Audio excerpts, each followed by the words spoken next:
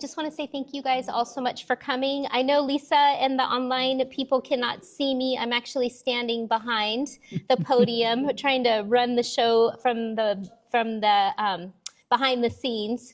But I just want to say thank you so much. Hey, thanks for coming. Thanks so much. I am just honored and privileged to have Lisa here. I feel like, Lisa, I'm a little starstruck, actually. I'm like a big geek. I've been kind of in a, not in a weird way, but kind of in a admirer way of like stalking you, listening to your podcasts and stuff. So yeah. In fact, I was crying in the car on the way over. So, and tears come often for me, so that's normal. But I just want to say, hey, Janice, thanks for coming. I just want to say thank you for coming. This is our second hybrid event, meaning I've been doing the Death Over Tea for the past couple years online. And so just last month, Jump had allowed me to bring Death Over Tea to the community. So we're joining our online community as well as our Boise family here. So I just want to say thank you for taking the time. I know your time is precious. This is a Friday night, so I appreciate you taking the time to be here. Absolutely. So I just also wanted to say, that I created the space seeking community, actually, just because I've had my own journey from grief and loss, and I have being an end-of-life doula. I was really just looking for community. And so I've been doing this for a couple years, and I have found some amazing friends. And my new friend, actually, Jennifer O'Brien, she coined the term DFFs. So you're now my death friends forever. So I lovingly, because you're brave enough to come into this room and share this beautiful space and being curious. Yeah. So I just want to encourage all of you to just be open, but also knowing that this is a safe space. Whatever is said here, please remember to keep it here in this room.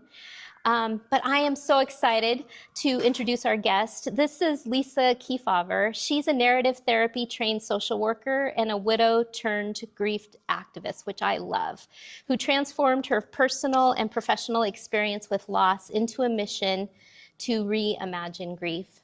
For more than 2 decades, she has dedicated herself to the healing power of holding space and bearing witness, helping transform people's relationships with grief. She's the host of the top-rated grief podcast, which is actually called Grief is a Sneaky Bitch, I believe. I feel so brave saying that word, so thank you for giving me permission to say that word out loud.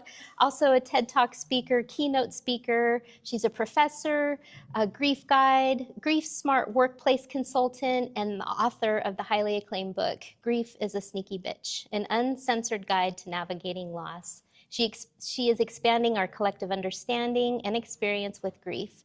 You can learn more about her. I will put her links and such in the chat, so you guys will be able to see that with our online community. And also, she has a Substack community at AFGO with Lisa Keefauver. So Lisa, thank you so much for joining. I'm so thrilled that you're here. Thank you so much. Thank you so much. I love being part of the DFF community, and especially when we get to do it across the country and across the digital space. So yeah, thanks so much for having me. And I guess you're welcome that I gave you an excuse to say bitch twice in one evening. I'm not sure, but there you go. Thank you so much. So, Lisa, I know that since I feel like now we're DFFs, I feel like, I've heard your story. Can you tell us a little bit how you became a grief activist and maybe kind of your story of how you have become so passionate about this work? Yeah. Thank you so much, Christina. And thanks everybody for spending your Friday evening with each other and with me. I think this question is always such an interesting one, especially because I'm a narrative therapy trained social worker. So I know that stories are all constructed and how we talk about ourselves actually creates the world we live in. So tonight I'll explain what this version of me, how I got here. But if you heard me another time, you might hear a different story because we're all just storytelling creatures. But I have been a social worker for 20 something years now. And I ended up in that field a little later in my late 20s, early 30s, but always knew I was going to be in the profession of holding space and bearing witness. And that's because I experienced a very profound trauma in my teens and sought help from the helping community and was very let down by their incapacity to do that and in the personal community of my life. And I understood that the way we talk or don't talk about hard things shaped how I was able to or not be present to the hard things that were happening in my life. So I had the honor of training and becoming a social worker, a narrative therapist. I worked in foster care, adoption, crisis intervention, family services.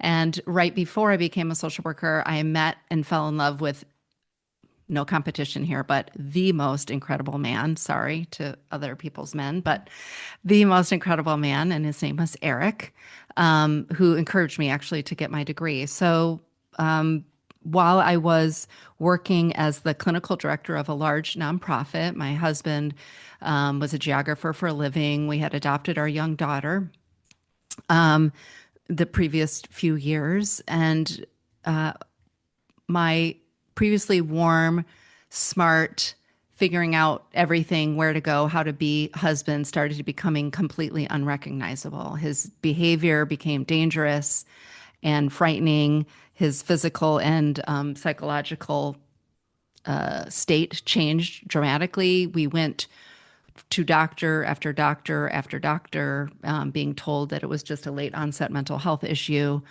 and got to the point where my life was pretty scary. I was making safety plans for myself and my daughter, completely baffled by how my husband's personality had changed so quickly, only to find out after more than a year, when they finally bothered to run a scan, that he had a grapefruit-sized brain tumor that had shifted his brainstem, and they didn't know how he was walking or talking. I was 40, our daughter was 7. He was 44 at the time, and he died in my arms 2.5 weeks later. And less than 2 weeks later, my bosses, who I love and adore to this day, who were also social workers, called me to come back to work. And it was when I returned to work as a clinical director. I had clients, therapy clients of my own. I was supervising students, clinical staff, that I began to recognize that we have collectively come up with a really problematic, narrow, singular story of grief.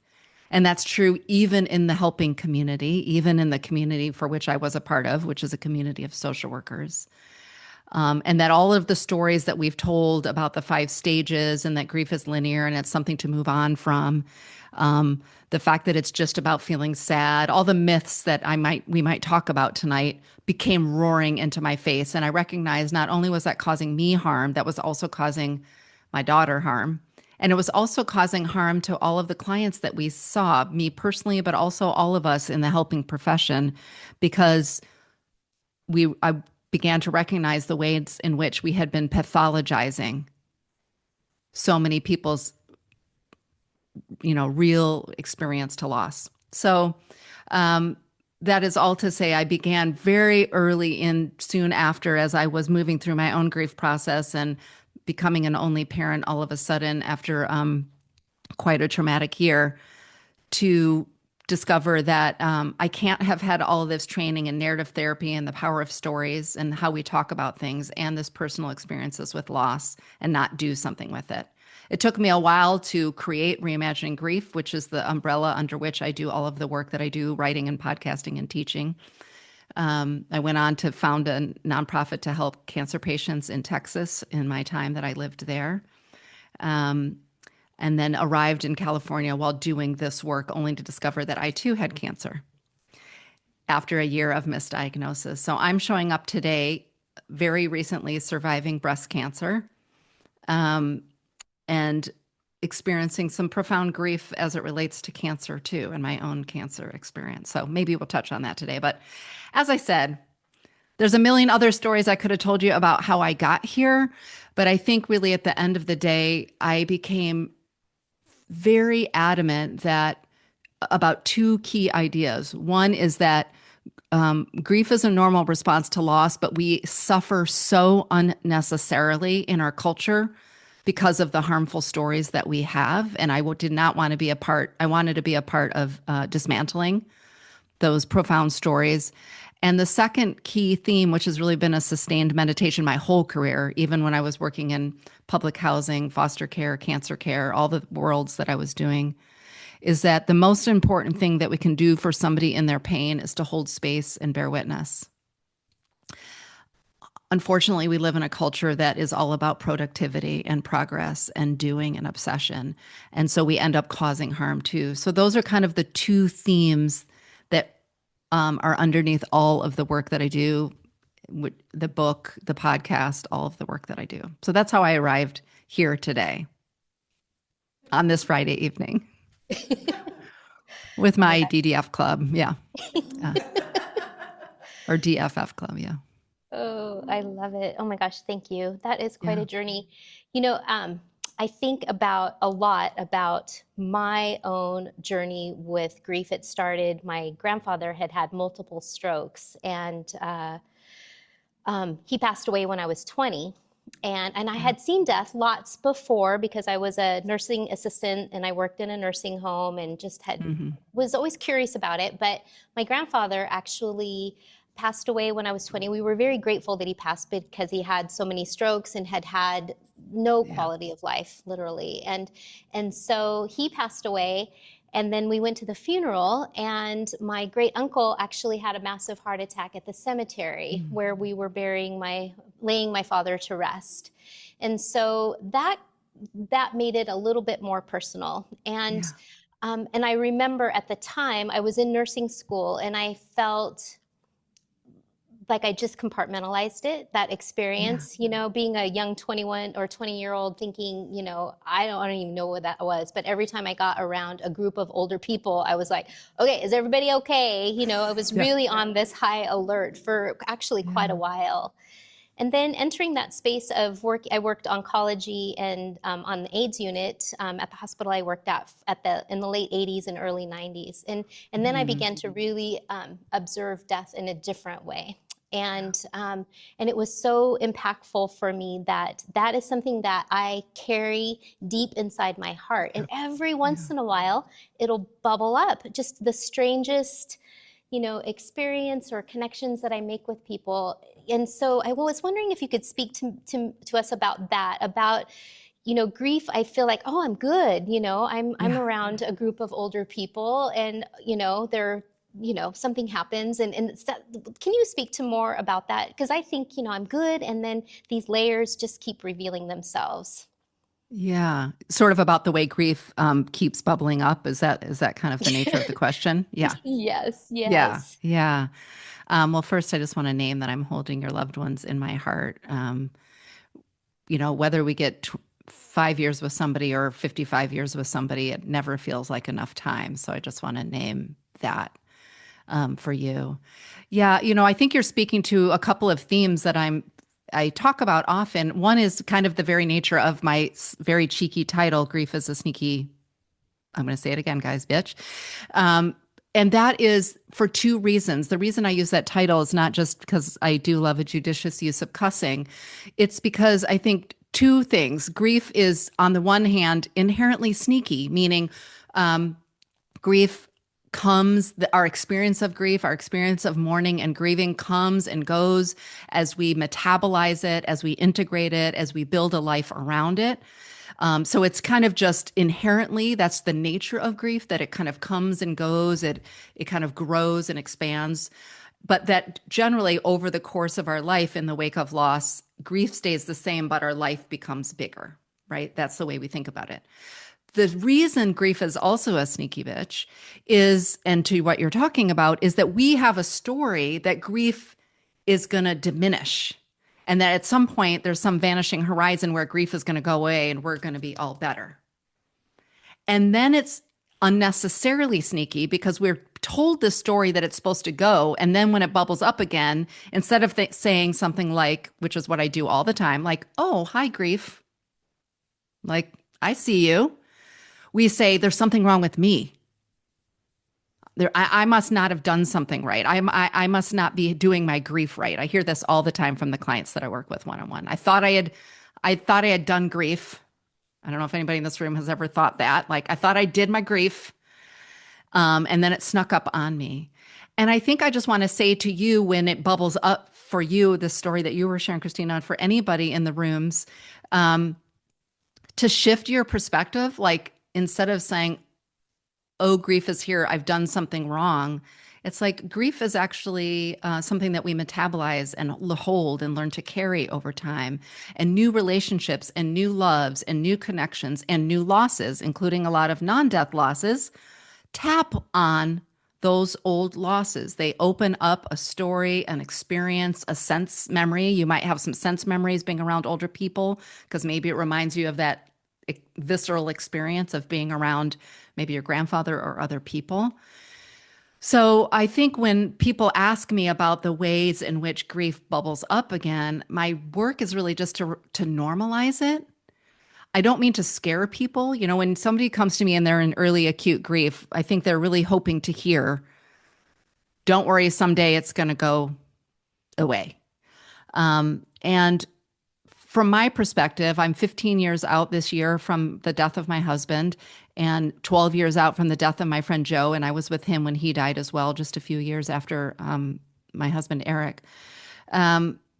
I'm still in a relationship with grief, which also means to me, by the way, that I'm still in a relationship with my people.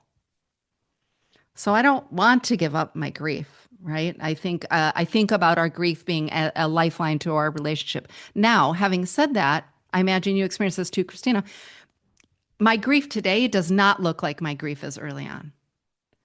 So for me, when I'm thinking about somebody over the long arc of their life, what I would want for them is that the intensity and the frequency and the duration of your grief lessens over time. It doesn't mean you're not going to have a day, like you might said, where you feel very alert. And we can talk about hypervigilance, by the way, as a trauma response, which is a little bit different than a grief response. But you might have a day where all the tears come back, maybe all the longing, maybe this anger, maybe the regret, whatever the emotions are. You might have the physiological symptoms of grief too, because by the way, grief impacts our physical, cognitive, emotional, spiritual, and relational well-being, not just sad. But that maybe over time that the grief burst lasts, instead of lasting months, maybe it lasts a day, or maybe it lasts a few hours. And that's kind of what I'm looking for over time. Remembering that new losses will always bring up old grief. So if somebody tells me, oh, it's popped up today, it might not be because somebody new died. It might be because you're experiencing a non-death loss. Maybe it's the end of the career or the end of a friendship. Maybe it's something even that you wanted, because we can even grieve things we choose to leave, by the way, like the retirement, right? Or a relationship that you choose to leave. We can grieve that too. So I would say, of course, grief pops up here and there because we're still living a life of love and connection, of hopes and dreams. And to live a life, to be in our aliveness, which I've given talks about, means that we're putting at risk those things ending. Because, as I sometimes joke, because dark humor and a judicious use of cussing are my two favorite forms of coping with life. My party opening line is, hi, nice to meet you. 100% of us are going to grieve multiple times in our lives and we're all going to die. You know, what's for dinner? I do get invited back to parties occasionally. Maybe not this community. I'm not sure. Hopefully, I can't hear, but hopefully people found that slightly humorous. But I just name that to say life is this risk. Life is practice. Life is connecting and dreaming and hoping and longing, which means we're going to experience loss. So the goal, in my estimation, is not to get out of life not grieving. My goal is for us to learn how to carry the weight of our grief and to metabolize it, and actually to allow it to help us be more present to the preciousness of life. I'm going to pause there because that was a real long answer and I can't hear any feedback. So I don't know if that is resonating, but let me know if you have more questions on that.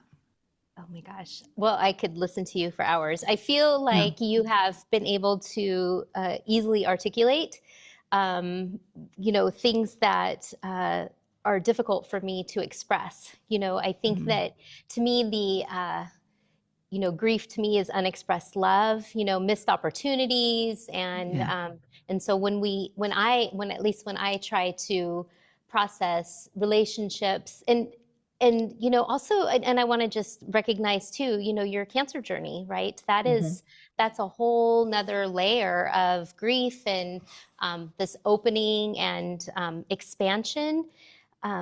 So my husband has a cancer diagnosis, and we are navigating that. And it is I've learned actually that I can hold joy and sadness at the same time. I did not think that that was possible. I did not know how to do that. I really felt like there was limitations of kind of the people that were among me, that I needed to behave a certain way, after a loss, like, oh, I should be mourning. But really I was celebrating privately that my mom had passed. My dad passed first, and I was cursing God, saying, why did you take her?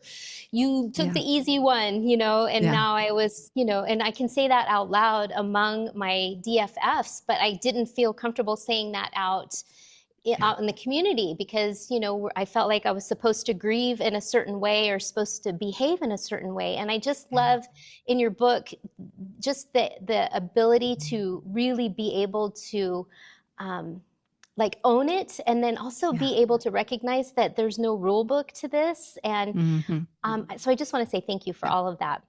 Yeah. Can I share a little line about the both and? I think that's what you're talking about there. Kind of how do we hold the both and, the grief and the joy? How can you be resilient and still need a break, right? How can you be grateful for what you have and grieving what you lost?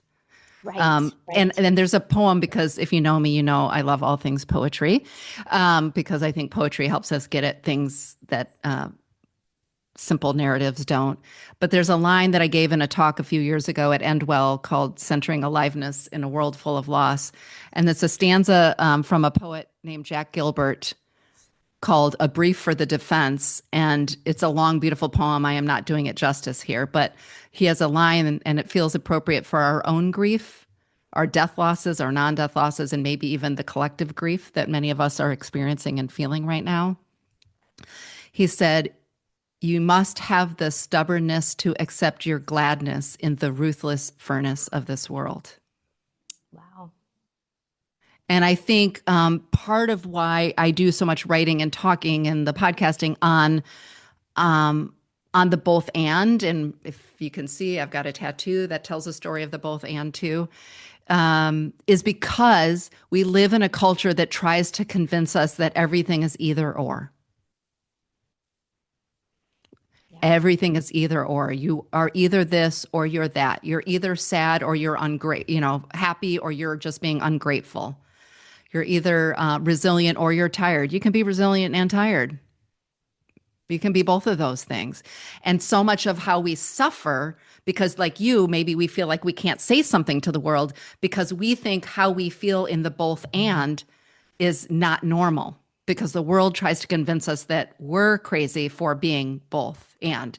And my work with individuals one-on-one, and as you mentioned in the book, so much of the book, I mean, I must say the phrase both and, I don't know, I should make my publishers do a little search function, but it's a lot of times. There's a lot of both and in there. So yeah, just to name that being really important, that all of us can be. And actually, it's not just that we can be, we must be.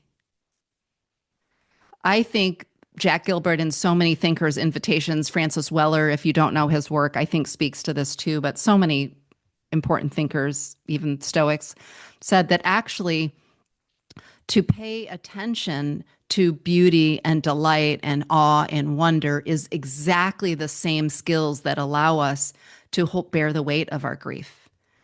And so we're actually charged in a weird way, and not necessarily in the same moment. If you're week one or month one and after the death of somebody, and you hear me talking about awe and wonder and you want to flip me off, you should absolutely flip me off 100%. I'm not saying right from the beginning, but over time, how we learn to build the musculature to carry the weight of grief. It's the same skill that we need to put ourselves in the way of beauty, as Cheryl Strayed said, or to be present to awe. So don't let culture convince you you have to be one or the other. We try to shut it down, but actually life is about kind of vacillating between the two and holding each of those in our lives. And that's, I would say, one of the lessons I've learned over the long course of both my own personal losses, but also serving so many people in the work that I've done. So powerful. You know, this is kind of a new term to me just in the last few years, grief illiteracy. Like I didn't even know that term existed, but I think I've learned more, admittingly, I've learned what not to say than what to say. And so, yeah, I mean, I'm really good at putting my foot in my mouth. Better, I'm a work in progress, but I do think that, in your book too, especially it talks about, how do we support folks? And so when you talk about living in a grief illiterate world, what do you think are some of the most persistent myths about grief that you've encountered? Because I think it's changed. I think we're getting better. I think it's changing. I'm gonna join you in that optimism. In part because have a community like you of colleagues who are really passionate about this too. I don't know if in the broader world, I live a little bit in a very grief literate bubble because all of my people are kind of on this mission. That was sort of the nature of my talk, my TED talk that I gave a few years ago, right before I started cancer treatment, actually. If you Google me, I was a long blonde-haired lady back then. Grief illiteracy, it was sort of I think it is an official term. It was just sort of one I stumbled on again because of my narrative training and narratives.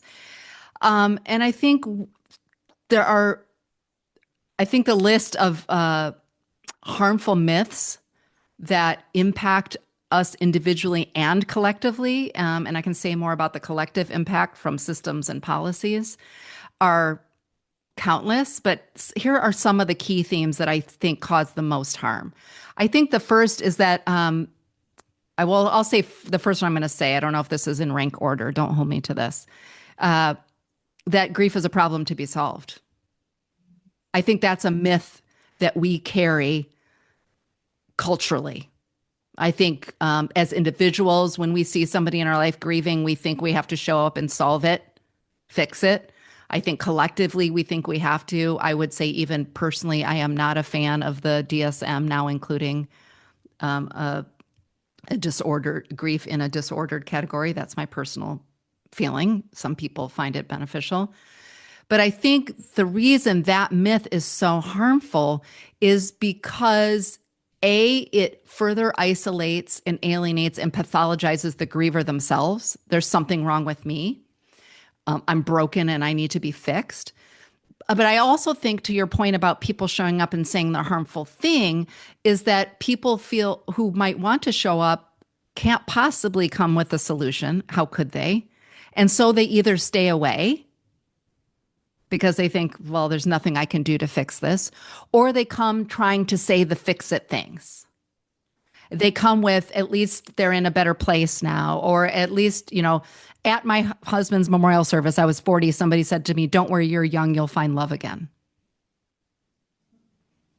And that I really think, though I still can't believe I did not punch them in the face, didn't come from a bad place. I think that came from a place of, you're in so much pain. I don't know culturally how to see you in pain. So I'm going to try to solve your pain by coming up with a trite expression. Someone told me as I was taking my husband off life support in the hospital, a friend of his who I think couldn't face his own mortality said to me, don't worry, he'll be in a better place soon. Again, don't know. I didn't punch him in the face, but I think that came from you're in pain. I don't know how to fix this. I believe it's my job to fix it. So I'm going to say anything I can. So grief being a problem to be solved, and I can go on a list of the ways that impacts systems, policies, cultures. I think another harmful myth is that grief is just feeling sad. Grief isn't. Grief is also feeling pissed off, and resentful and longing and relief and celebration and joy. And grief is also impacting our cognitive. Grief brain is a real thing. It impacts our physical well-being from the chronic stress point. It impacts our relationship and our spirituality. To what you said, I don't know a person, whether they are of faith or not, who hasn't had some existential crisis and not asked, why do bad things happen to good people, right? So grief is more than just sad.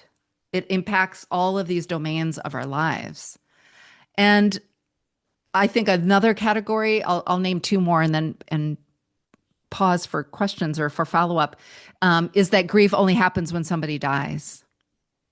And I think what the grief literacy movement, my work as a grief activist, and so many of my peers and colleagues out there doing this work, yourself included, is helping us to understand that actually we grieve the anticipatory grief of somebody who's dying. We grieve ambiguous losses when someone is experiencing Alzheimer's or dementia, or someone has disappeared or run away or been deployed.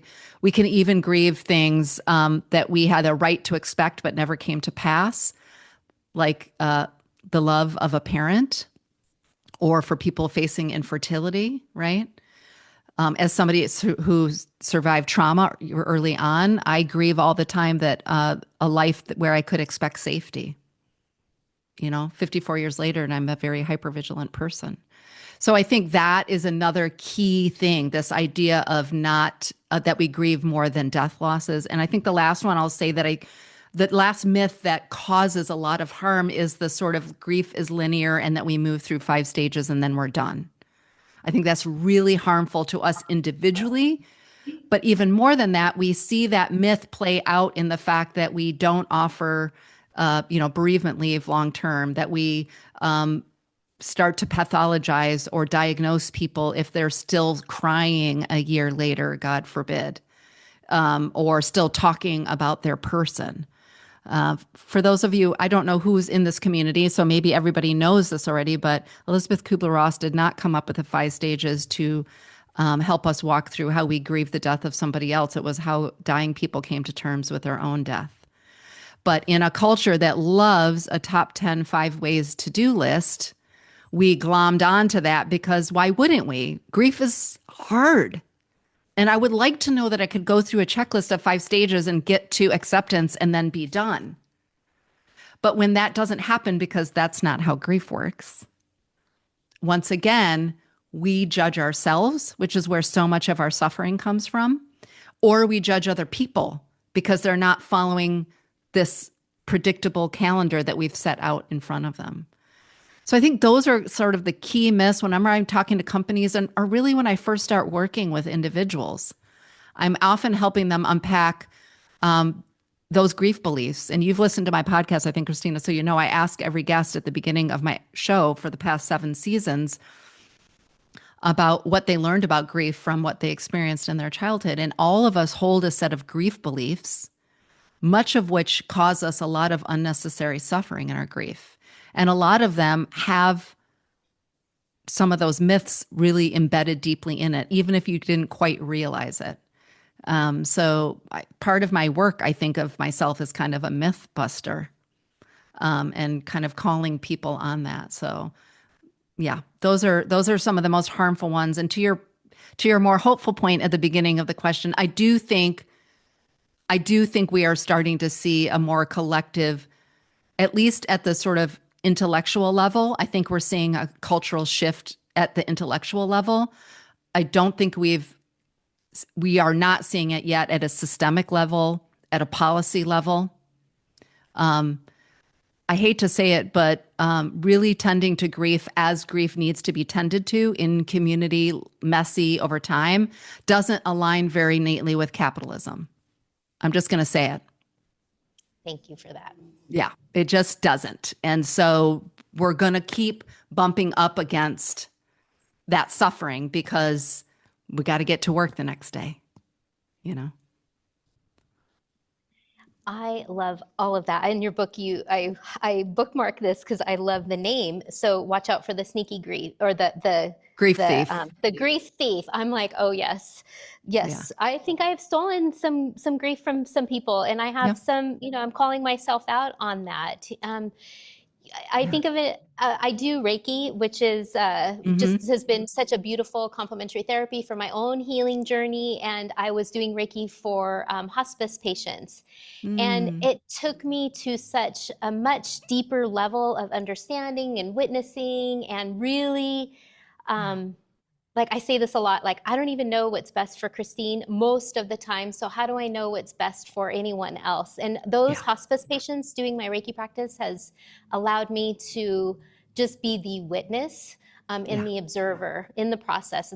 I'm not supposed to fix it. I'm just supposed Yeah. to bear witness. And I think Yeah. that once I started doing that practice, it really helped to expand my heart, but also have this understanding that there's just no rules. Death is messy. Yeah. Sometimes it's, not very pretty, and sometimes it's Yeah. beautiful. I wish that for everyone. But, Yeah. you know, I just really want to recognize that grief is messy. And Yeah. I just wanted to share a story real quick. I was getting Yeah. done with a Reiki session, and I was driving from a session, and I have to be really grounded when I leave because I can be kind of, out of my body, kind of. And I'm driving, and the song "Ain't No Mountain High Enough" by Mm. the Supremes came on, and that song is my mom's song. And I Mm. was driving down the road, and I was literally singing my head off, Yeah. and I was just sobbing. I was so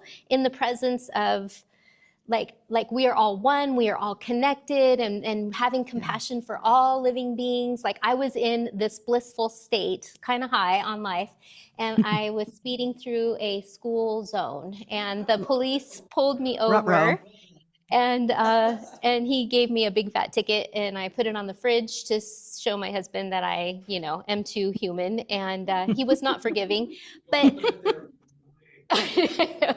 so I just want to just encourage everyone to, like, Yeah. grief can just look so beautiful and Yeah. messy, and it can be joyful, Yeah. and Yeah. all of that. So Yeah. yeah, Yeah. thank you for all that. No, for sure. For sure. Yeah. I wanted to ask, so I was just listening, the one I was mentioning about the podcast that I was just Yeah. listening to, and it's actually your most recent one with Oh, Nalia with Francis. Nyla Oh Francis. gosh, it Oh, was so gorgeous human good. being. Yeah. By the way, sometimes So you will good. laugh if you listen. You're not only going to cry. I just want people not to think they're going to always cry when they listen to my show. Sometimes there's laughter, but you will also probably cry. Um, yeah. Anyhow. Yeah. Nyla It's Francis is a gorgeous, gorgeous poet, grief educator, grief tender. What an extraordinary human being. Yeah. when you guys were talking about loss opens us up to the teaching still waiting to be learned. And I hung on Yeah. that. So like, I Yeah. think I think there's still so many lessons to be learned. And I was just wondering if you can just expand on that a little bit, because I was just really deep in that conversation Yeah. about how it still is there waiting for us, these layers of them Oh, still yeah. being the teacher. Well, first, thanks for listening. And I'll make sure I send you, or if you want to send out to the group, a link to that episode. It's such a gorgeous conversation. You can listen or even watch. I have a recording of the conversation. It's so selfish that I host this show for the last 7 years because I love being in conversation and learning from people. And I just get to like have an undivided hour with people that I admire so much. So in case you're ever wondering about starting a podcast, let me just tell you, it's it's a lot of work, but it's mostly a selfish endeavor because I get to learn from these extraordinary humans. I think it's one of the things that Nylan and I share, a love of poetry and ritual and community as well. But this conversation, or that point in the conversation, we were talking about something, and I just have to pause whenever I'm speaking to a room of people, and you are all showing up from different places. I want to name that when I talk about things holding the both and, or what I'm going to talk about what grief teaches us, if you're early in grief, as I said before, there's no silver line. You don't have to find a silver lining. You don't have to learn a lesson. I think culturally we try to push people too quickly to like seeing the bright side and what is the silver lining and what is the lesson. So I just want to name to the room, if you're deep early in your grief and you don't feel like you want to hear anything about a lesson, it's okay to just, plug your ears or not listen to this. It's not for everybody at the time. And see, I did it. And people are not allowed to say but around me. It's a challenge. And I do think that one of the things we're lacking culturally, which is why I'm trying to bring us, and Nyla's doing this too, so many of us are trying to bring death and grief back into the part of our everyday lives. We've, made death sterile. We've made it absent from our homes, from our communities. Is death, dying, is the most normal thing that happens. Everything that's living will die and come back around again.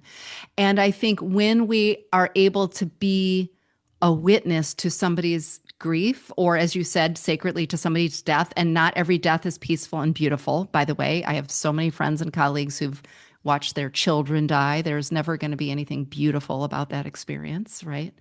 But to be present to the fact of our love and our grief and the fact that everything dies, to be more intimately connected to that, that's where the lessons are still waiting. That's what I think part of what we were talking about is that to pay attention to that makes you pay attention to how gorgeous that crocus is that's trying to bloom in the Northeast in March, that silly, silly crocus who forgets every year that the snow is going to come and, weigh it down again. But I think the lessons of loss are the opportunity for us to be present to the sacredness of a gesture, a conversation, a moment, beauty, awe, and wonder. And the more we touch into that and stay connected to that, the more lessons we have to learn about how to stay present to life. I think one of the things that she and I talked about is as time goes on and you get sort of further away from maybe whatever your last profound loss was, it's easy to get tied up into the mundane of life, the ordinary of life, the frustration of life. And by the way, life is life. We also have to adult and pay bills and do annoying things like that. No matter how spiritually elevated you are, you still, Comcast or Spectrum is still going to want their payment for your cable. But part of what a grief wave, part of a new loss, I experienced this when I got diagnosed with cancer after my own full year of misdiagnosis. It kind of right sizes the ship of what you're paying attention to, doesn't it? And so I think that's where the lessons are there to be waiting. The places in which we're willing to have the courage to turn towards our grief, to turn towards the sorrow, of the sorrow of somebody else in our life. Sometimes it's just sorrow. Okay. I'm not saying you have to skip over to the lesson of preciousness. And the more we can tend to the truth of this, that this is the cycle of things, the more we're able to be learning, and I would say relearning. We just keep learning the same lessons over and over and over again. When I don't know about you, but that's what it feels like in my life. And that's the still waiting, the lessons that are still waiting for us. So each time a new grief wave comes or a new loss comes, or we're our witness to that experience of somebody else's, the door is open. The opportunity is there for us to recalibrate. What are we paying attention to? I always tell my clients, and myself, by the way, everything I ever say to a client, I've said it to myself probably that day as a reminder. Or after I say it to my client, I kind of hang up the call and say to myself, did you hear that, Lisa? Good advice. We're always paying attention to something. Most of the time, we're not intentional about what we're paying attention to. And I've experienced that all the various profound losses in my own life and the profound losses that I have the honor of bearing witness to in the work that I do helps me snap me back out of bringing intention to what I'm paying attention to. And that to me is the most precious lesson, or what's waiting for you on the other side of paying attention to grief, is I don't have a choice about what happens to me, but I do have a choice about what I'm paying attention to. And what we pay attention to does shift the quality of our lived experience. Again, it's not just be positive. It's not toxic positivity. Gross. You will never hear me saying just be happy. I will swear at somebody who says that to me. And we can pay attention to the sorrow and notice the gorgeous hummingbird outside our window. And one doesn't replace the other. And actually, if I allow myself to pay attention to the gorgeous hummingbird outside my window, which here in Southern California, I'm lucky enough to have on the daily, I feel a little more buoyed to then turn back towards my sorrow. And that's, I think, the lesson that is waiting for us. And boy, Nyla explains this so much more beautifully on our show, but I hope that adds a little more dimension to the conversation that we had. So good. So good. I appreciate nature is really the only thing that can bring me back to myself. And I forget that, I forget. Yep. I remember after, some loss, I remember driving to work, and I lost my mother, and then I had to go back to work, and then I lost my grandmother 2 months later. And it was just a really challenging time. And I remember we were heading into fall, and I was driving into work. I was just automatic. And I bet where I was living before, fall was like glorious for a very long time. And I remember pulling into the parking lot going, oh my gosh, look at the leaves. And I bet those leaves were there for probably 2 months, changing colors before my eyes. Like, how did I miss all that? But to me, that feels so powerful. That brings me back to myself. That brings me back to that remembering of connection. And I have to say, when I want to connect with my loved ones, I feel that's really the only way I can really feel connected with them, is if I go out in nature.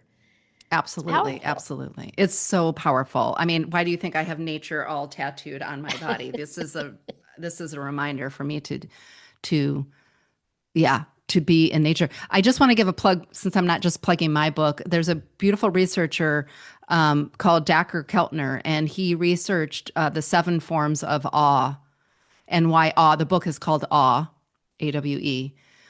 And he speaks to, it's moral beauty, it's nature, it's big nature, it's collective effervescence, so being in community with people, et cetera.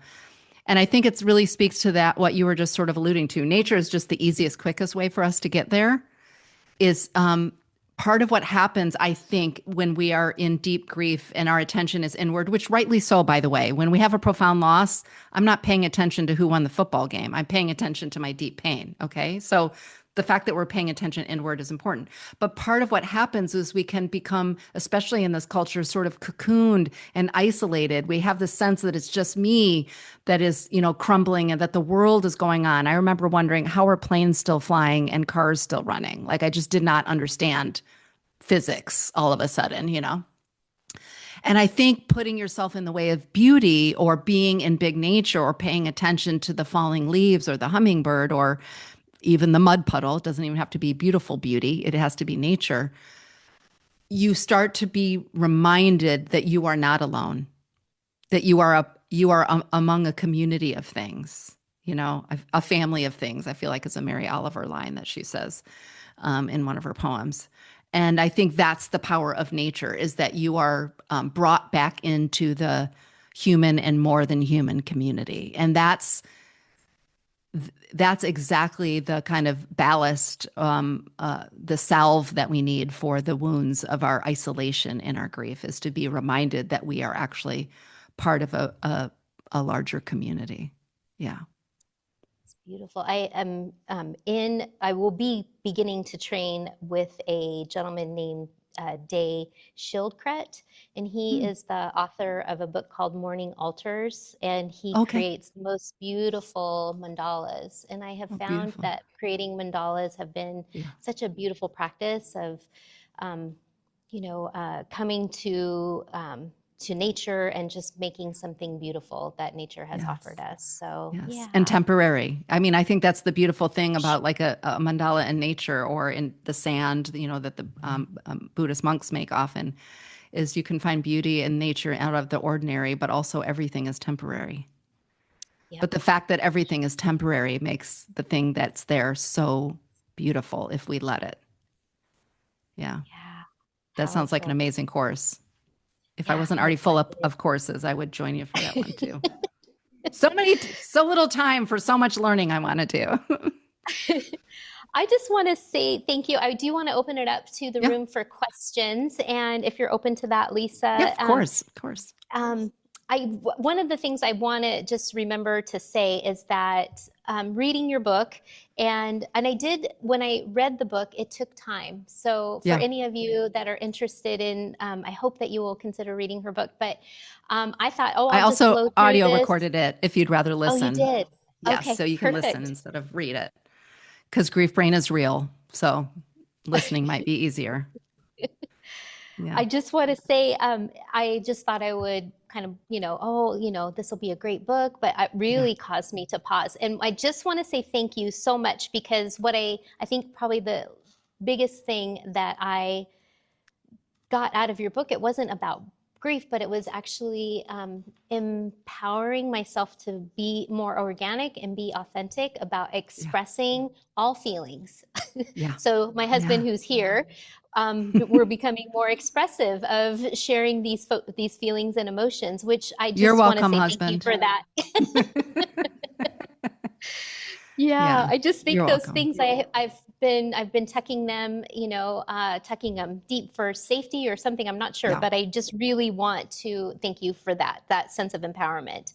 So I Yeah, just want for sure. to encourage if anyone has any questions, and then also for our online community, if you want to just raise your hand, I'm going to just unpin Lisa and see if anyone in our online community. I hope that that everyone can see that. Does anyone have any questions in the room? Okay, my name's Ted. I'm the husband, and You're welcome. I've I've been diagnosed with stage 4 prostate cancer. Yeah. Um, Me and Christine, over the period, is it 6 years now, honey? 6 years. I didn't, I asked my cancer doctor, what's my over and under? I Yeah. got 2 years or I got 3 years. So I'm still here. I had good reports, but I did find out that I retired and I took a job as a courier. So I'm getting my 10,000, 16,000 steps a day, and it's making me healthier. Yeah. But I wanted to touch on, me and Christine have had the talks about me passing. Yeah. The cancer's going to spread. I mean, it's just going to take off. And we're fine with that. I mean, I think we are, right? I mean, we have our moments, but listening to you, the grieving, I never really thought about that. We've talked about other stuff, but Yeah. it's amazing what you're saying, and it's never going to go away, correct? It's not going to go away, but our relationship with our grief will change over time. And it's actually a beautiful thing. Grief doesn't end, it just transforms. And then grief transforms us. Okay. And that's kind of what we were just talking about earlier, Ted, that like if we can allow it over time, the way that grief can transform us is for us to be more alive, more present to the beauty of the world. And so I don't look at grief being with us as being a bad thing. I think grief, if we allow it, can shape us in really beautiful ways. Yeah, and it's like I work with other guys. We got a cancer group here, and I work with other patients that are dealing with cancer, not as like stage 1, stage 2, and they're scared. Yeah. They're Yeah. very scared. And we work with them. And then the good thing about getting old is I can see a rerun and it's like a new movie, and I forget about that I have cancer and I can have a Yeah. good day. So Yeah. Yeah. working with the other cancer guys takes your mind off your own, Yeah. and you're Acts talking of to everybody. service. Sorry, I was just going to say acts of service is one of the 7 forms of awe that Dacher Keltner talks about. So actually how we tend to our grief is doing exactly what you're doing. So supporting others, being of service to others is actually a way that we can, it's not even, I mean, yes, we forget about our own grief, but it's actually a way that we also metabolize our own grief. So I love that you're doing that already. Yeah. And my wife's doing an awesome job. Yes, she Thank is. you. I agree. Thank you. Anybody else have any questions for Lisa? Don't be shy. Yeah, that was, I can't tell if that was a Brenda, clap or a raised hand. I'm not sure. Brenda, do you have a question? Not necessarily a question. I just I've listened to you before, Christine. I'm from the UK. It's 3 o'clock in the morning. Woo! And I love coincidence in life, and the fact that you're on now, because I'm attending today a group of bereavement support workers at a hospice, and we're looking at pre-bereavement and how we can Okay. support people. So this is really Yeah. timely. And the last book I bought and haven't read yet is the one you've just been talking about. Oh, So yeah, I feel very Brenda and I planned this whole on the thing. moment. But Yeah. thank you. It's been really interesting. Yeah. Thank you so much. Thank you. Yeah. We didn't touch much on anticipatory grief tonight, but I do want to name that those same myths that we hold about grief over death loss are often the same myths that we hold for people anticipating either their own death or the death of a loved one. And we have to make more space and permission for people to experience the grief even in that anticipatory time. So much of what we tell people is they're not dead yet, don't focus on the future, be present now. And I do believe it's important to be present to what we want to say now, what we want to do now. That's true. And we have the right to grieve what we will be losing or might be already losing in incremental ways too. So to you and the people that you're going to be supporting and to everybody in the room who's experienced that, I just want to name that too. We have 2 couple friends where both of the wives are terminal with cancer. Would your book and your podcast be good for them to read or listen to together while they're anticipating this loss? That's a really good question. I think it certainly could be a really lovely resource. The podcasts are nice. The reason I started the show is because people can kind of do it in the privacy of their own home, or they can push play if they wanted to. Both my podcast and the book touch on anticipatory grief, or might be good information for them to think about what might be coming down the road. I can't speak directly for people in that anticipatory phase. For them, it might feel like it's too early to do that. I certainly touch on a lot of things. I think it could be a lovely gift to kind of have in the wings, or a resource to have in the wings for people. I do have people who've read it ahead of time, and it helps them feel less, I guess I would say, I'm not trying to like unsell my book to you, but I think it could be useful in that when the death inevitably happens and they find themselves deep in all of the messiness of grief, they'll feel less alone. Part of what I do in the book is trying to say, you're not crazy. This is real. This is valid. What you're going through is valid. So perhaps that might be just something, and then they can pick it up and put it down when they want. So yeah, Christine said she thought it was going to be a book she was going to pill through, and then she didn't. And what I wanted to tell you is I made my chapters so teeny. They're all like 3, 4, 5 pages long, and you can read the book in any order because grief brain is real. So people might want to flip to a specific chapter that resonates to them, and they're not going to lose out on anything. So that's the other nice thing about the way I wrote the book. Yeah. Okay. Thank you. Yeah. Thanks. Thank you. And I saw someone else. Yeah, Karen, come on up. Hey, Lisa, thank you so much for being here tonight. It's just a real honor to see you and be with you. I'm currently taking a class. It's a year-long class through Spirit Rock, and it's called A Year to Live. And basically, it's based on the Stephen Levine's book. Are you familiar with A Year to Live? Yeah. And we meet every month. It's there's 800 people in the class, and based on the premise that we have this year to live. And the very first, I've only had one class. I have my next one tomorrow. But I was so moved, and I'm just curious as if you've heard the five remembrances. Are you familiar with the five remembrances? I feel like it's given me a permission slip to be a human. The fact that, I am of the nature to grow old. Everyone grows old. I am of the nature to die. Everyone I love will die. It's like all of these permissions that we don't want to deal with in our culture. They're so true, and it's so simple, but it's just not easy. So I just was curious on your thoughts of the five remembrances. I think I don't know them all by heart anymore, but I think part of what you were just alluding to there in those first two anyways is sort of what we touched on earlier, which is the more that you can pay attention to the fact that this is a short,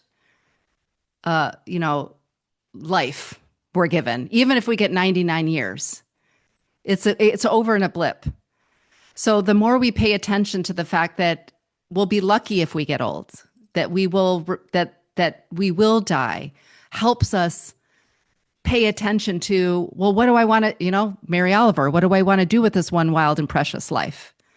So I think any practice, there's lots of great practices. Different people do things where you sort of walk through your own death. There's a meditation on your own death, I think is a really powerful thing if you're ready to do it. But any of those remembrances or those practices that help us pay attention to sort of the fleetingness of our nature, I think, the word that's coming to me is sort of helps us right size the ship. It helps us shift what we're paying attention to. So whether you are young and healthy, or you're older and healthy, or you have a terminal diagnosis or a stage 4 diagnosis, I think any prompt, any poetry, any statements like those that remind us to get clear on what we value is, in my estimation, the best gift we can give to ourselves or somebody else. Absolutely. Thank you. Yeah. Thank you. Good luck in that class. Again, another class I want to take. I don't have time for it. That sounds amazing. Yeah. Thank you. Well, you're speaking of, it reminds me of impermanence, right? So I think about nothing is permanent, right? And so I think that feels really peaceful, right? It feels like I can kind of just surrender into what is. My favorite, I have so many mantras that I use, and one of my favorite mantras is, surrender into what was, surrender what is and what will be, and my grief kind of falls in that line of like, I'm just surrendering into this feeling right now, because I'm grateful that it's not so acute, and honoring people that are in their acute grief, but just knowing that this is change. Going to pass. Yeah. That's what I was just going to say. It's not just that our lives are impermanent. Everything moves and changes. Change is the only constant. And one of the invitations that I offer the people that I work with all the time, myself included, is, and I have a poem, if you might remember, in the book called Stop By for a Cup of Coffee, is that no feeling lasts forever. Grief, especially deep feelings of deep sorrow, deep rage, they can lie to us. They're kind of liars, honestly. And they tell us, you've always felt this way and you're always going to feel this way. Emotions are liars sometimes to us. And I think the reminder to all of us is no single emotion lasts forever. Think about the last time you felt deliriously joyful. Gone. So was the last time you felt deeply enraged. Gone. Will they both return? I hope so. because actually that's the gift of life. And so one of the practices that of course I had to write a poem to help people practice it, to stop by for a cup of coffee because poems, but is to have a loose grip. And I would say that about life, but definitely about our relationship to our emotions. We don't want to push them away or close the door on them because grief will find a way. So some of us are grieving decades later because we never tended to our grief, right? But we also don't want to hold so tight. I feel angry. I'm always felt angry. I'm always going to feel angry and try to grip too tight. We want to have a kind of loose grip, or the other metaphor to the poem is to allow them by and teach you something. All emotions move, emotions, and we can use our body to move them. But emotions are information. That's all they are. So our invitation is to actually pay attention to our emotions. What is it teaching me? What is it pointing out? What is it telling me? And that makes the fact that emotions are impermanent, that they move, gives us I hope, a little more courage to turn towards them because we know they won't last. And actually, the more we can make space for them, the more they're going to be moving on their way. But the more we grip tight or resist them, the more they're just going to keep knocking at our stupid front door, louder and louder, trying to get in. So I'm a social worker as well, and I wear many different hats in either my work life or volunteer life. Sometimes I run across families. I lead a support group for the Alzheimer's Association for early stage and early onset Alzheimer's. Yeah. We worked with the individual with the disease and their care partner. And then I also do guardianship. And so there's lots of end of life stuff that I work with. Yeah. And not super often, but occasionally. And people will not want to talk about, what does end of life look? What do I want when I die, whether burial, cremation, what do I want end of life to look like? And I never want to try and, obviously force somebody to talk about it. And I have a client who I've had for probably 6 years, and I still don't know if he wants to be cremated or buried, right? Yeah. Because he doesn't want to talk about it ever. Yeah. But he's a very spiritual and religious person. So I just kind of curious your thoughts on how to approach it. Yes. Yeah. Yeah. Well, two thoughts that I have. One, and I think Christina had her here. So one of my very best friends is a hospice social worker, and she's the creator and co-creator of 3 amazing resources for you: the Death Deck, the End of Life Deck, and the Dementia Deck. They are basically I'm going to use the word games. The Death Deck is definitely more of a game. The Dementia Deck and the End of Life Deck are conversation starters. And if you go to thedeathdeck.com, you can find it. She's also a Lisa, because all Lisas are cool. But anyhow, so Lisa Paul is her name. So those are great to use individually or just for you to kind of look through to think about prompts and questions. And sometimes people are more willing to do it when it's not like I'm staring you in the face, asking you to fill out a form. If you can make it more engaging in that way, I think that resource is fantastic. But the second thing that I've found, and I am not a hospice social worker, so this is just what I found in my conversations with some of the clients I've had in this, coincidentally, who have been facing these conversations, is that these decisions, trying to the degree that you can, don't hasten your death.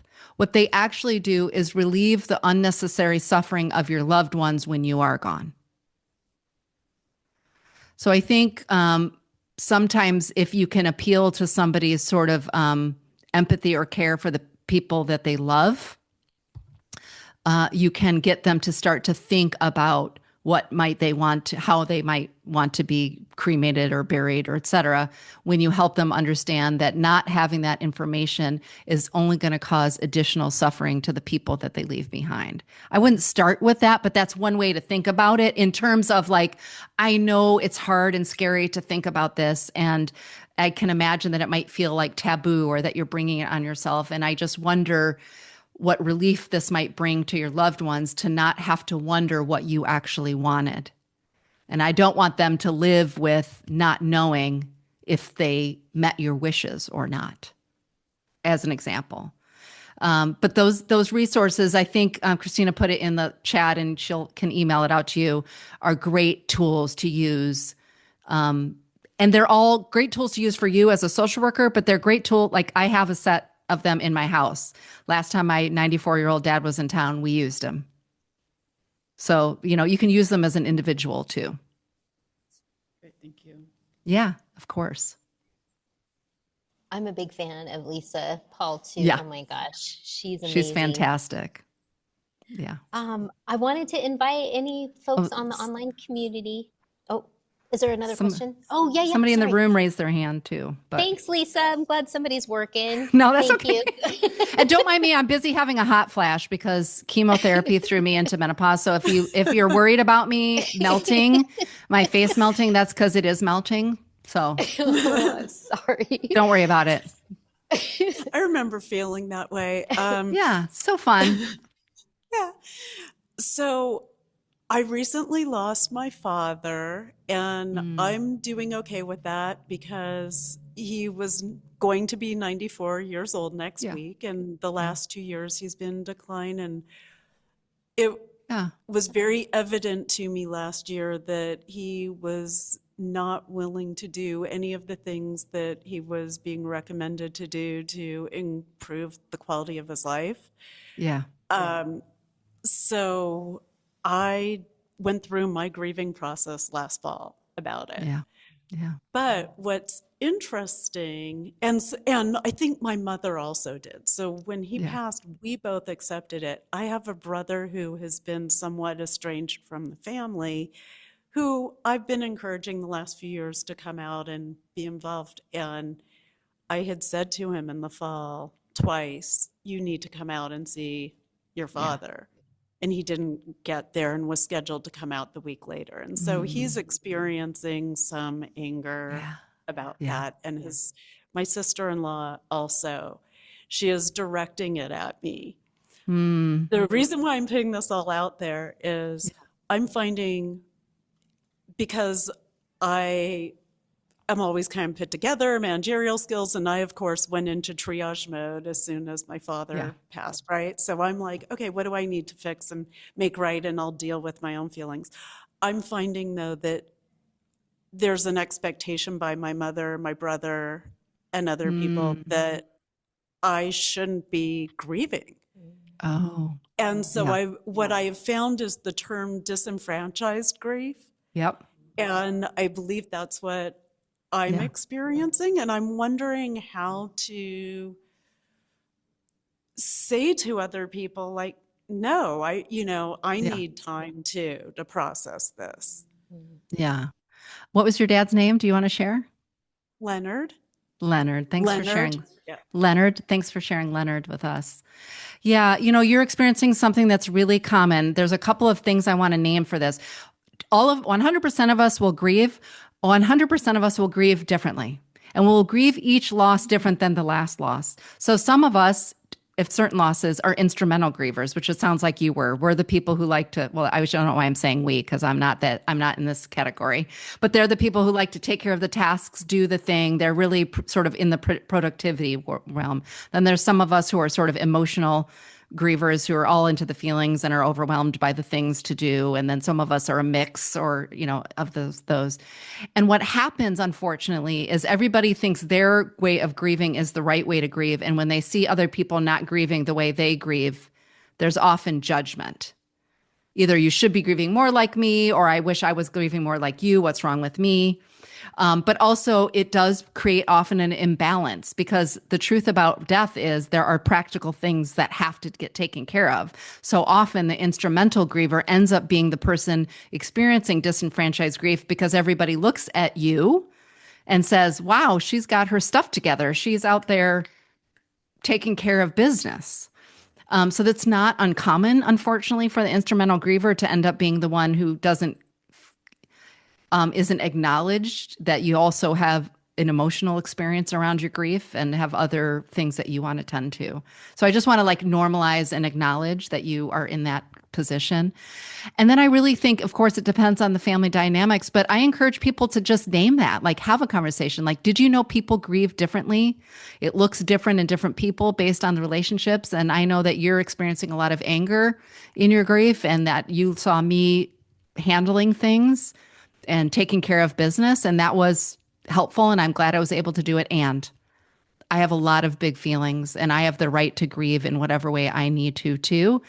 And it's not my job to take care of the way you need to grieve, but I also don't need, and I'm saying this, you wouldn't say these words verbatim. I'm not trying to start a family fight here, but you can say like, Sure you it's are. not my, yeah, Lisa was really helpful. She started a fight. But to say something like, you need to grieve your way and I respect the way that you need to grieve. And I'm recognizing that while it was great that I was able to take care of things early on, the weight of the emotions or whatever you're experiencing right now is really catching up with me. And I invite you to respect my need to grieve in the way I need to grieve just as much as I'm trying to respect you grieving in the way that you need to grieve. Thank you. That's helpful. Yeah. I think the most important thing, if I would say though, is you have to believe you have the right to grieve. I definitely do. I've been shocked that not a single person other than my father's best friend has asked me how I'm doing. Yeah, because you're the strong one. None of my friends, none of the rest of my family.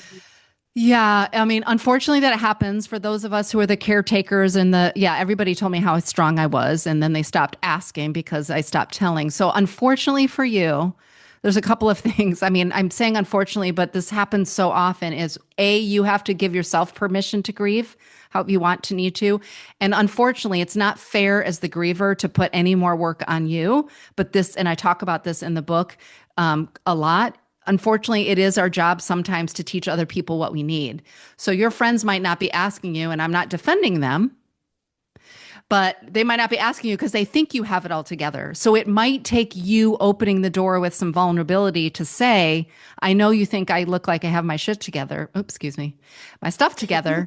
And I just want you to know it's really even hard for me to admit this to you, but like there are days when it's really hard and it would be helpful if every once in a while you ask me about my mom, ask me about my dad, or you checked in on me, or like it might require you to like the people that you trust. Yeah, no, I've actually reached out to a few friends who have parents in the same life stage who I've said, hey, I need to talk to somebody. And okay, good. Yeah. Thank you. Yeah, of course. Thank you. We get penalized for being the quote unquote strong ones sometimes. But we also, that's the reason I said you have to be willing to give yourself permission is then sometimes we believe our own PR. You know what I mean? We're like, oh, we're the strong ones. I got to get it together. So then there's something wrong with me if I'm like not together. And that PR machine just worked a little overtime. So it's important to remember that you were strong and are strong and can get things done. And you also have the right to be a mess sometimes and feel big feelings. Yeah. I also feel like I think that's why I'm so passionate. That's the reason why again, me too, Lisa, you starting your podcast. It's for selfish reasons for me, for my death over tea, for me to build a community, like I love Janet who's here because she has shown up consistently to events that I've held and she's a safe person. And she asks me like, how are you? And people that are death workers and people that are in this field, or I think, and especially for the griever, I think for me personally, when I had my loss, people didn't ask me, how are you? Because they were afraid I was going to fall apart. And I really wanted to talk about my people, right? And so I really want to talk about these experiences that I'm having as a death doula, as a hospice nurse, as a person out in the community, as a person who's walking a path with my husband. And I really want to talk about it, but it really becomes very isolating when everyone's ignoring the possibility of like death.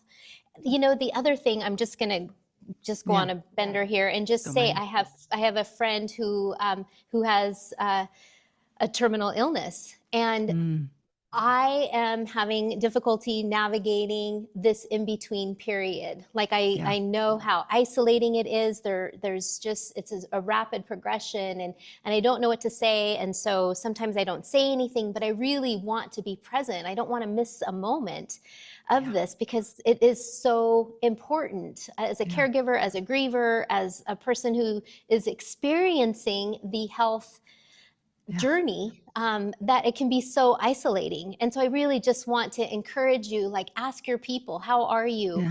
What can I do for you? Because sometimes we don't know what to say. And so that creates this barrier of keeping us separate, and really remembering that we are all connected and we are all grieving something.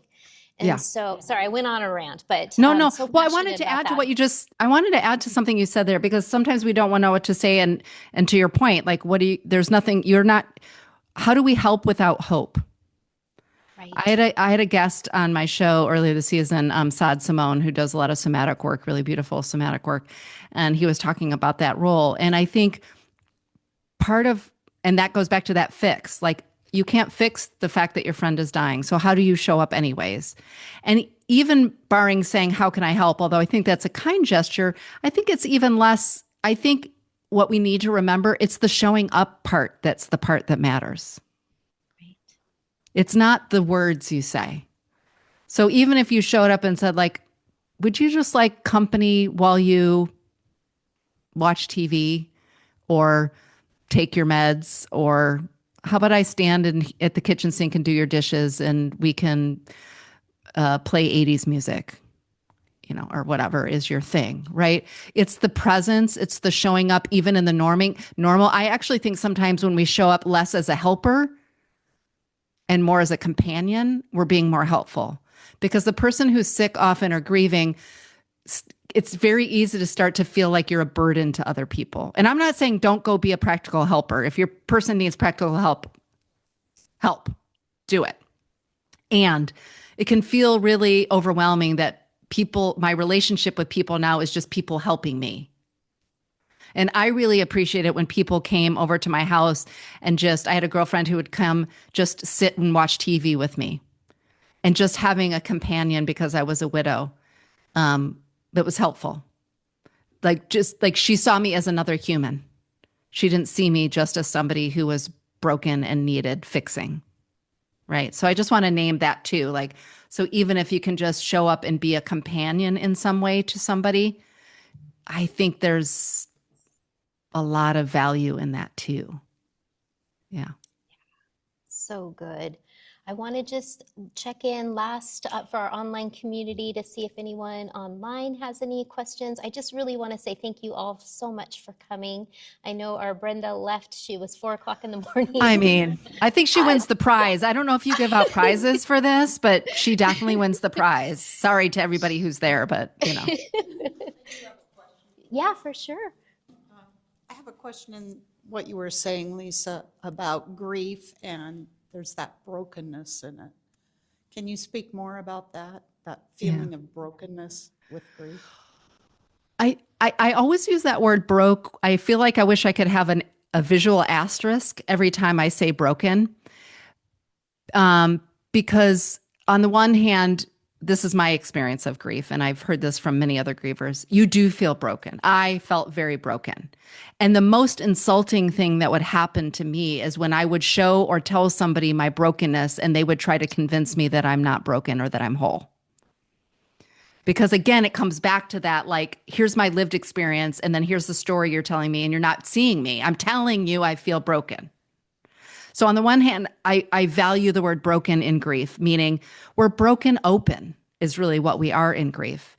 We're broke because we are storytelling creatures, and we build the story of our lives, and a death, loss, or some other catastrophic injury is akin to the manuscript of our lives being torn to shreds and then handed back to us with no instructions on how to live our lives. And grieving is the rewriting and adding to the story of our lives.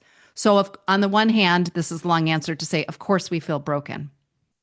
And I would never want us to invalidate somebody's sense of brokenness, because the worldview they knew is no longer. Right? I mean, I can't tell you how many people who, if their only child died, am I still a mother if my child is dead? If both of my parents are, if my dad dies, am I a daughter, right?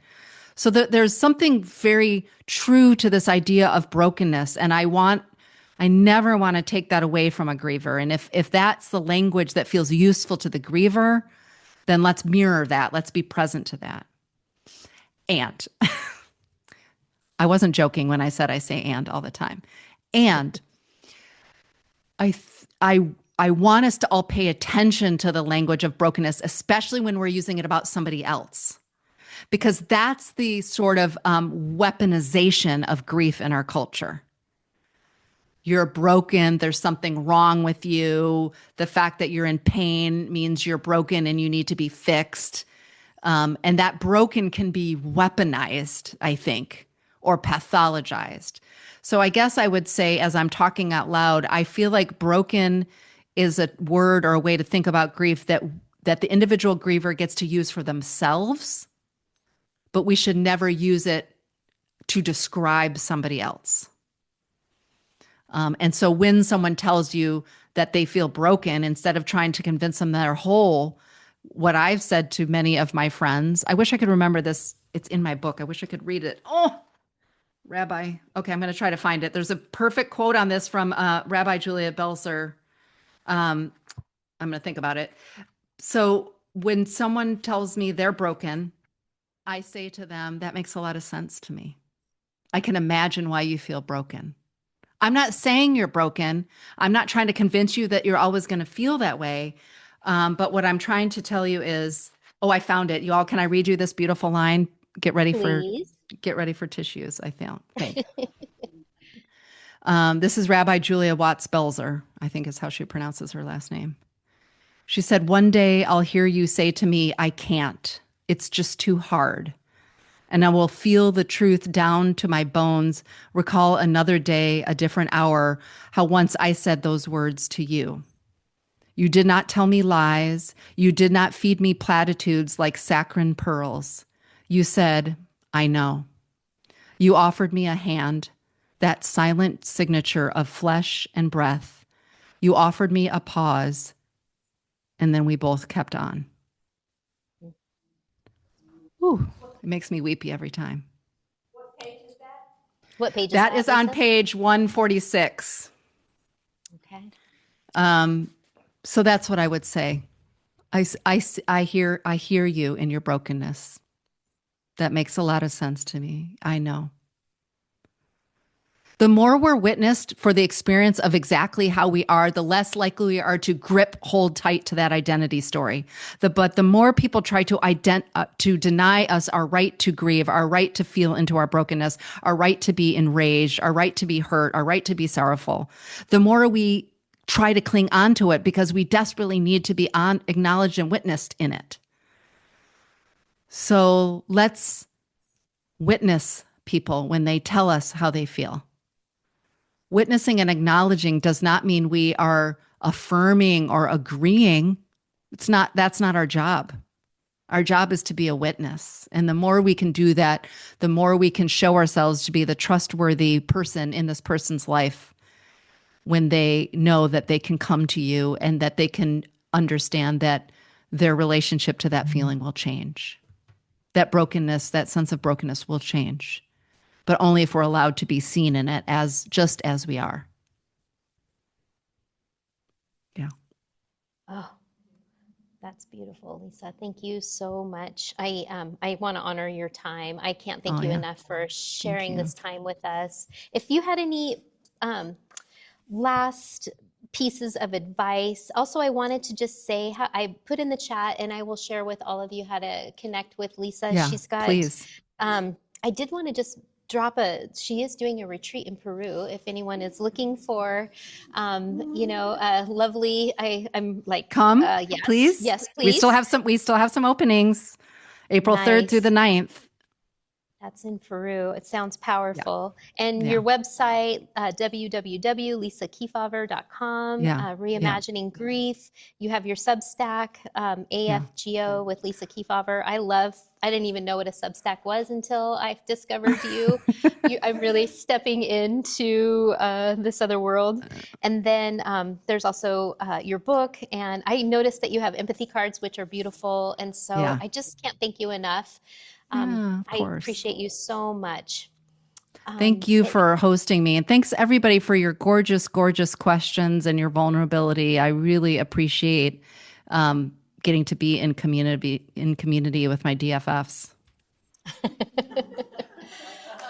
All right. Well, thank you. And I want to thank my online community, as always, for your support. It's so good to see you all. And please, just to let you all know that next month we are starting to do for our online community especially, I've been doing the Death Over Tea on the 27th of every month at 7 p.m. As you can tell, I'm a sevens girl.